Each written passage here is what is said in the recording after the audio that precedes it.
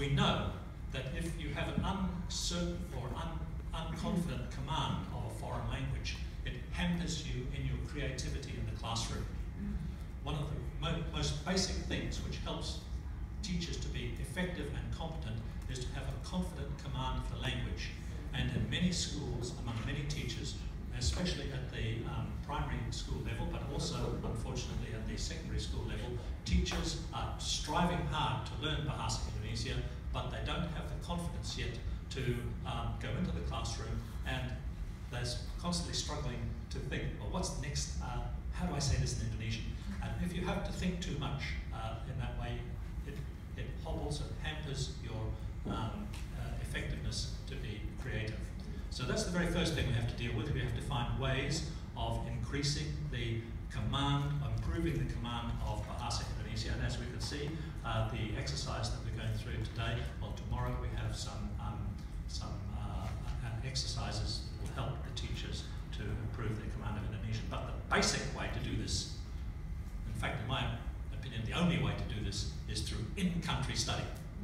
In-country study, and there are all sorts of obstacles to getting our teachers, practicing teachers in-country to improve their command of the language.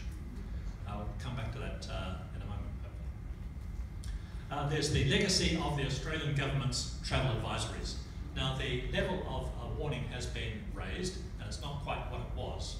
But nevertheless, as all of you will know, there are still schools and principals that will not allow their students and teachers to do study tours to Indonesia, to do study opportunities in Indonesia because of the legacy of these travel advisories. This really makes me angry, and I want to be angry right now. This is one of the most stupid things that our Australian government has ever done. Yes. Thoroughly stupid. Now, I don't use the word stupid very much at all.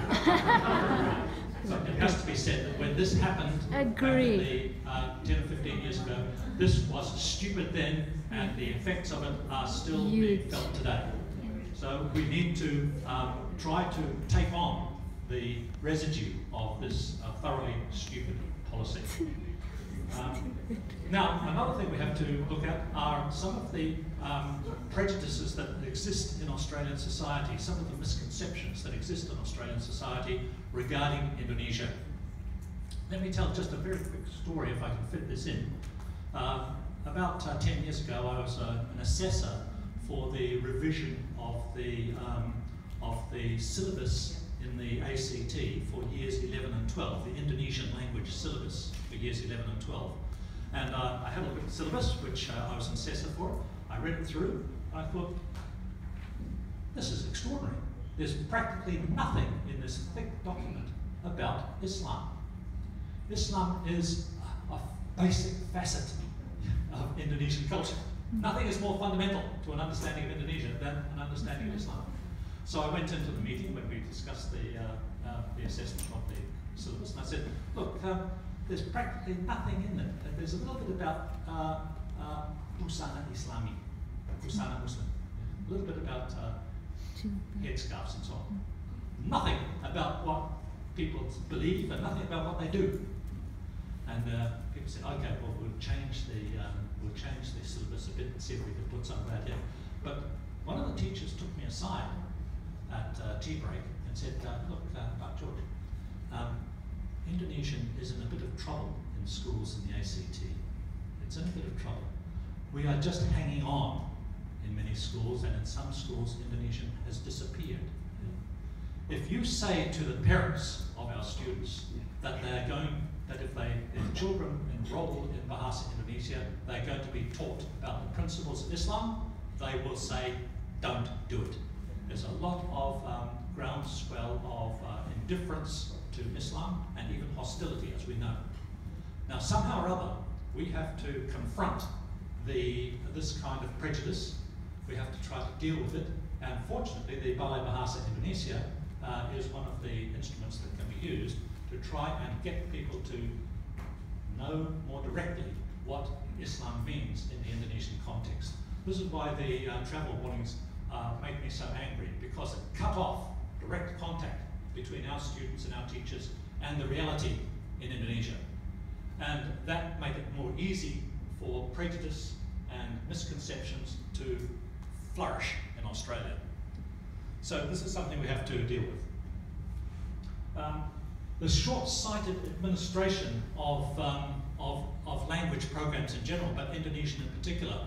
I've actually got a piece of paper here with my hit list of the things which I would like to see changed in schools as far as administration of Indonesian is concerned. For example, the uncertain and unpredictable funding for language programs in general and Asian language programs and Indonesian. For example, we've had NALSAP and NALSAS, which stopped. They were very successful, both of those programs, and then they were stopped and their throats cut on the spot. The reports that have been produced by, after a lot of hard work, for example, the report by Michelle Kohler and Philip Mankin, and the report by David Hill on higher education, on Indonesian and higher education. Those two reports were excellent reports, and they made a lot of recommendations which were not expensive. And yet those two reports have gone into the trash bin. They have been ignored. This is what makes me really angry, as you can see. So we have short zone. We have the problem that's been mentioned already, the problem of articulation kesinambungan from primary level to the junior secondary level, to the senior secondary level, and on to university. That is a huge problem. Yeah. There are attempts being made to overcome it in one way or another. I think one of the more successful attempts is the here in Victoria. But this is a huge problem. As you can see, students are dropping out of Indonesian. We have large numbers of students coming into the primary level programs, but when they finish their primary school study and go on to secondary school, they don't have Indonesian. They don't have the choice. Most secondary schools in the ACT, and I think across Australia, do not offer Bahasa Indonesia, so they are stopped at that point. And we find a situation where only a tiny percentage, and when I say mean tiny, I mean less than 5%, perhaps only 1 or 2% of students who study Indonesian actually get through to year 12. That's a disgraceful situation, really disgraceful. And we have to try and deal with that, and that is an administrative problem, a problem of educational administrators. We have the kinds of capitulation to ignorance and prejudice on the part of our education administrators. I've already mentioned the attitude towards security issues in Islam. The attitude towards in-country study. This is such a no-brainer. It confuses me as to why it cannot register with our administrators. It's such a no-brainer. It is most effective, it is more intensive, more authentic, more effective, and it, at least for the moment, is cheaper. Yeah. Why doesn't that get through? I cannot work it out, and it makes me confused rather than angry. We often find the notion that English is enough. Indonesians are learning English, so why bother with Bahasa Indonesia? That is a terrible misconception that we have to also deal with. So there are those, every one of you who works in an Australian school will be familiar with red tape as teachers. The sometimes quite extraordinary obstacles that are bureaucratic in character that are put in the way of the effective implementation of programs. For example, we met with this in the ACT just a couple of days ago, trying to collect information, some statistics on Indonesian in the ACT. It has to be authorised by someone or other. This is not regarded as information about the number of students in schools. It's not regarded as information in the public domain that anyone can access. You have to get someone to approve it. And until it is approved, it can't be released to the public. It's sort of semi-secret. Why? There's no particular reason for it. I would argue bet that the only reason is, well, it's bureaucratic, it's not rational. Yeah. There is, for example, we have here quite a number of colleagues from Indonesia who would love to be teachers in the schools in Australia.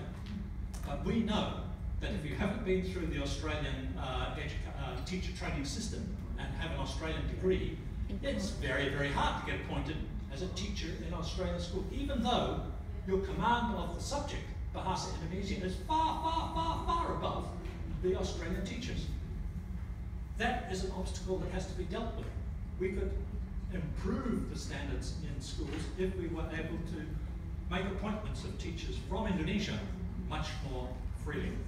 The private system is a little bit freer than this, but the government system has all sorts of regulations, rules, and political correctness, which is actually hampering the possibility of employing competent Indonesian teachers from Indonesia itself. There are lots of other things here, but I'm not going to. Now, and finally, this is the most important of this, is the damaging impact of global English. It's very easy to talk about you know, security issues or about prejudices in the Australian media and so on and so forth. But in fact, behind all this, there is the power of global English. Now, in Indonesia, if you go to Indonesia, you'll find everyone is keranjingan bahasa Inggris. Mau belajar bahasa Inggris, di mana-mana orang mau berbahasa Inggris. Now, what is happening is that this gets through by way of the social media, by way of the computer. The message gets through to our students here. Why would you want to spend years and years of arduous study of Indonesian when you go to Indonesia, everyone wants to try out their English? That message is getting through, so we have to find a strategy to convince our teachers, our students, and especially our education administrators that it is important not just to know English and coast along surfing on our good fortune that we're teachers speakers of English. We need to convince them that the study of not just Indonesian, this process affects Japanese, Chinese, all the other languages, that this is important. Okay, now I've been going on at great length in a very critical fashion, getting angry from time to time. I don't mind. But I want to point out some positives very, very quickly. First one is the New Colombo Plan. When the New Colombo Plan was first announced, I was a bit skeptical because I thought it would be like everything else, something which looks good, but then when the next budget comes around, it can be cut. So far, it hasn't been cut. It has a protector, our Foreign Minister, Julie Bishop.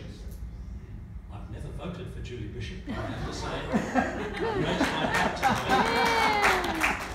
She is managing to stick with this and to fund it, and it is making an impact. Yeah. So this is something positive. Yeah. Second is the national that Adam mentioned, the national curriculum. This means that it's solving some of the articulation problems between levels and between states, and it is allowing teachers to be creative, encourages them to be creative within a defined framework. This is a good initiative, I think. There is the willingness of teachers in Indonesia to collaborate with their Australian teachers. We can see proof of this right here in front of us today. I've just come back from the biennial conference of the Teachers of Indonesian Foreigners in Indonesia, the KIPBIPA conference, Konferensi Pengajar Bahasa Indonesia Penutur Asing. That was held in Batu, and I can assure you, ladies and gentlemen, in the past, understandably, the teaching of Indonesian was concentrated outside, to foreigners, was concentrated outside Indonesia, in overseas in America, in Australia, in the Netherlands, and so on. Now, the teaching of Indonesian to foreigners has shifted very, very emphatically to Indonesia itself. There are literally hundreds of people who are specializing in the teaching of Indonesian to foreigners in Indonesia itself. And they assemble every 2 years, and they are very, very open to interactions with our Australian teachers. It is important, in my opinion, for the Australian teacher organizations and for individuals to merge with this dynamism that is emerging in Indonesia in the teaching of Indonesian to foreigners.